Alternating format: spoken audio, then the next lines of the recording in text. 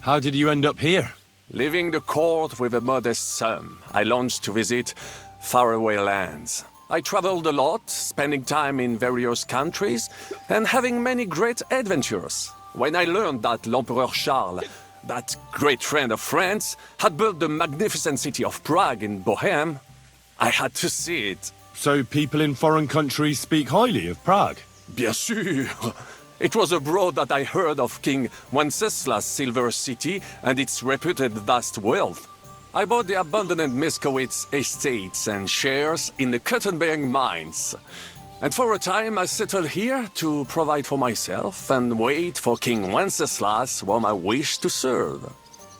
But even here fate did not let me be. When Sigismund brought his army to the city, I appointed myself to lead its defense.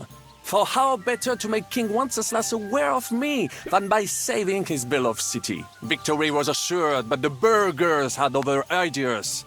The city was handed over to the enemy, and I with it, stripped of my possessions.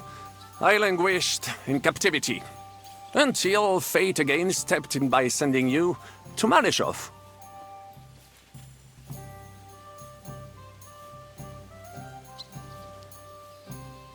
You were in business?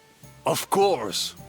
I come from Brabant province, home to the greatest entrepreneur of all. My birthplace gave me an unrivaled nose for coin and the reputation of a financial expert.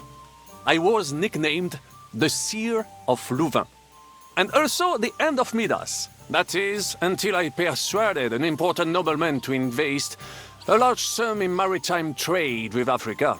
All the ships he bought sank in a tempest.